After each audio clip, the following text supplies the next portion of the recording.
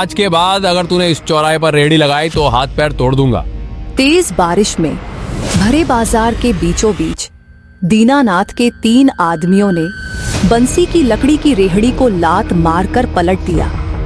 पूरियां कीचड़ में बिखर गईं। मसाले का पानी सड़क पर बह गया। भीड़ जमा हो गई। कोई फुसफुसाया, कोई तमाशा देखने रुक गया। साहब, मेरी पूरी कमाई इसी में है, दया कीजिए। बंसी घुटनों के बल कीचड़ में गिर पड़ा और अपनी बिखरी पूड़ियां समेटने लगा। दया, यह चौराहा दीनानाथ सेठ का है। यहाँ कोई दूसरा पानी पूरी वाला जिंदा नहीं बच सकता। तीनों आदमी हंसते हुए वहां से चले गए। भीड़ छंट गई। बंसी अकेला रह गया, बारिश में भीगता टूटी रेहड़ी के पास। आंखों में आंसू और दिल में एक सवाल, आखिर 3 दिन पहले तक तो सब ठीक था, ये सब अचानक कैसे शुरू हो गया? चलिए वापस चलते हैं 3 दिन पहले, जहां से यह पूरी कहानी शुरू हुई थी। 3 दिन पहले उसी चौराहे पर बंसी की टूटी फूटी रेहड़ी थी। पास में एक पेड़ के नीचे ग्राहक कम थे, कमाई ना के बराबर। घर में बूढ़ी माँ बीमार, दवाई के पैसे नहीं। तभी बंसी की नजर एक भीगी हुई बच्ची पर पड़ी जो अकेली कीचड़ में कांप रही थी। बिटिया, घर नहीं जाना? मेरा कोई घर नहीं भैया, सुबह से भूखी हूँ। बंसी ने बिना सोचे उसे अपनी रेहड़ी के पास बुलाया और आखिरी बची पूरियां खिला दी। बच्ची ने पहला निवाला खाया और चौंक गई। भैया, इतनी स्वादिष्ट पानी पूरी तो मैंने कभी नहीं खाई। पास खड़े एक राहगीर ने यह सुना और हैरान रह गया। अरे, इसमें तो सच में कमाल का स्वाद है। उसने भी प्लेट मंगवाई, पर तभी बारिश तेज हो गई और चौराहा खाली हो गया।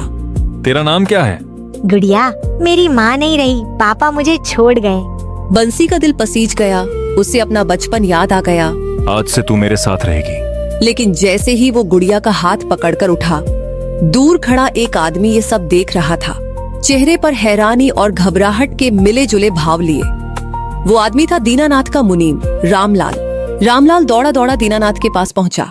सेठ जी, बड़ी अजीब बात है। वो बच्ची, वो तो वही गुड़िया है जो आपके भाई की बेटी थी, जिसे आपने 5 साल पहले घर से निकाल दिया था।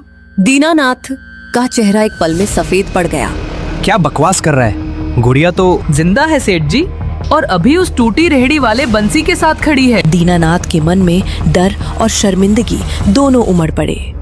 अगर गांव को पता चल गया कि उसने अपने ही भाई की अनाथ बेटी को सड़क पर छोड़ दिया था, तो उसकी इज्जत मिट्टी में मिल जाएगी। रामलाल, वो लड़की जहाँ भी है उसे वहाँ से हटाना होगा, और वो बंसी, उसे भी यहाँ से भगा दो, इससे पहले कि वो कुछ पूछे। यही वो वजह थी जिसने अगले ही दिन बंसी की रेहड़ी को कीचड़ में मिला दिया था। पर बंसी को अभी इस राज का जरा भी अंदाजा नहीं था। घर पहुंचकर बंसी ने माँ को सब बताया।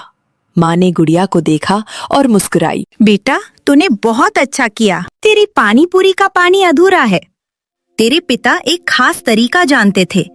पुदीना, इमली, भुना जीरा एक खास अनुपात में। वो कभी दीनानाथ के बाप के यहाँ रसोइया हुआ करते थे, फिर एक दिन झगड़ा होकर अलग हो गए।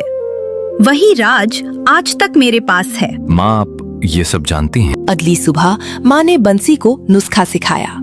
गुड़िया ने भी हाथ बटाया। भैया, मैं भी ग्राहकों को प्लेट दूंगी। तभी दरवाजे पर जोर से दस्तक हुई। 3 आदमी हाथों में डंडे।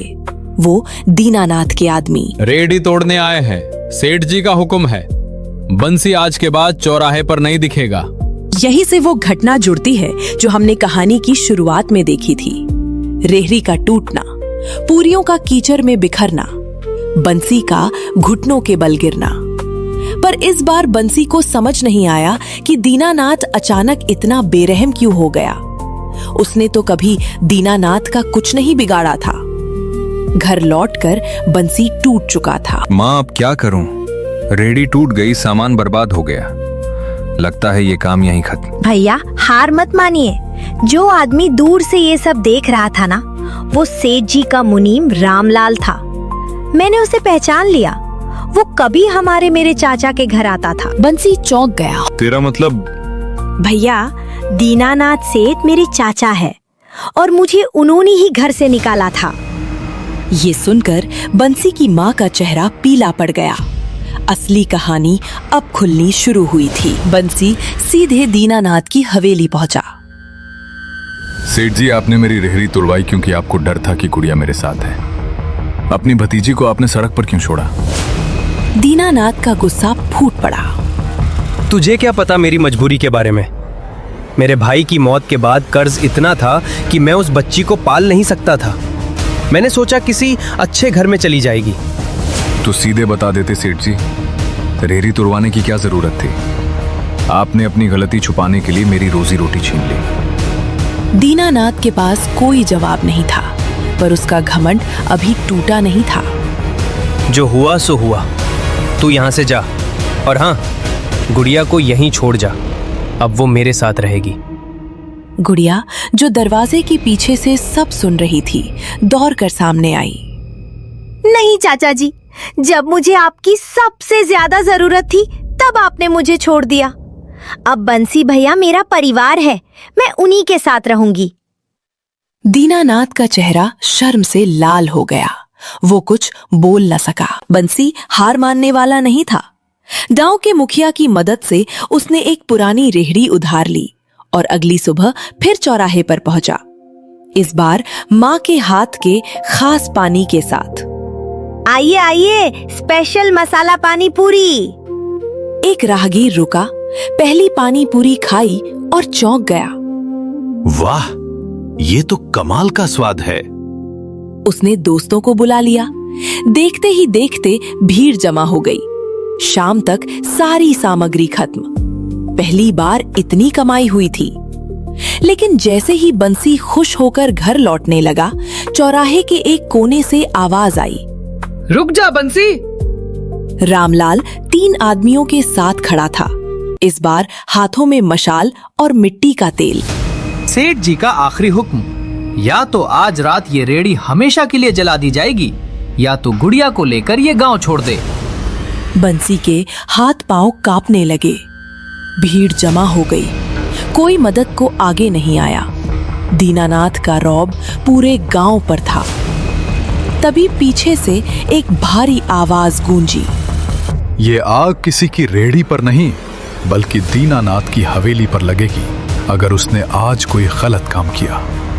सब मुड़कर देखते हैं। खुद गांव का मुखिया वीरदास कुछ गांव वालों के साथ वहां पहुंच चुका था। असल में गुड़िया ने ही चुपके से मुखिया को बुला लिया था। यह अंदेशा होते ही कि रामलाल कुछ गड़बड़ करने वाला है। रामलाल, हाथ में मशाल लेकर किसी की रोजी रोटी जलाने चले हो? दीनानाथ को बुलाओ अभी। दीनानाथ को बुलाया गया। मुखिया के सामने सारी बात खुल गई। रेहड़ी तोड़ना, अब आग लगाने की साजिश। दीनानाथ, गांव में इतने साल से इज्जत के साथ रहते हो और आज पता चला कि तुमने अपने भाई की बेटी को सड़क पर छोड़ा और एक गरीब आदमी की रोजी रोटी जलाने पर उतारू हो। दीनानाथ का घमंड आखिरकार टूट गया। वो गुड़िया के सामने घुटनों पर बैठ गया। बेटा, मुझसे बहुत बड़ी गलती हुई है। कर्ज और डर में मैंने वो किया जो नहीं करना चाहिए था, और आज गुस्से में मैं और भी गलत करने जा रहा था। मुझे माफ कर दो। गुड़िया की आंखों में आंसू आ गए, पर उसने बंसी की तरफ देखा। वही उसका असली सहारा था। अब बंसी आगे बढ़ा। सेठ जी, गलती मान लेना ही सबसे बड़ी बात होती है। मैं आपसे बदला नहीं लेना चाहता, बस इतना चाहता हूँ कि आगे से किसी गरीब की रोजी रोटी ना छीने और अपनी भतीजी का हक ना छीने। कुछ हफ्तों बाद वही चौराहा पूरी तरह बदल चुका था। बंसी की रेहड़ी अब एक छोटी दुकान बन चुकी थी। बंसी की स्पेशल पानी पूरी, माँ के हाथ का जादुई मसाला। गुड़िया स्कूल जाने लगी थी और शाम को दुकान पर मदद करती। दीनानाथ ने अपनी हवेली में गुड़िया के नाम एक कमरा और उसकी पढ़ाई का पूरा खर्च तय कर दिया, बिना किसी शर्त के। वो हफ्ते में एक बार गुड़िया से मिलने आता। धीरे धीरे रिश्ता फिर से जुड़ने लगा। एक बारिश भरी शाम बंसी ने गुड़िया से कहा, याद है 3 दिन पहले जब तेरी वजह से मेरी रेहड़ी टूट गई थी? हाँ भैया, पर उसी टूटी रेहड़ी ने हमें एक असली परिवार दे दिया। बंसी ने आसमान की तरफ देखा। बारिश सिर्फ बूंदे नहीं गिराती, कभी कभी टूटी हुई चीजों में से ही सबसे मजबूत रिश्ते जन्म लेते हैं। चौराहे पर उस शाम भी बारिश हो रही थी, पर इस बार किसी की रेहड़ी टूटने का डर नहीं था। बस मसाले की खुशबू, गुड़िया की हंसी और एक नई शुरुआत की गूंज थी। उम्मीद है दोस्तों आपको ये कहानी बहुत पसंद आई होगी।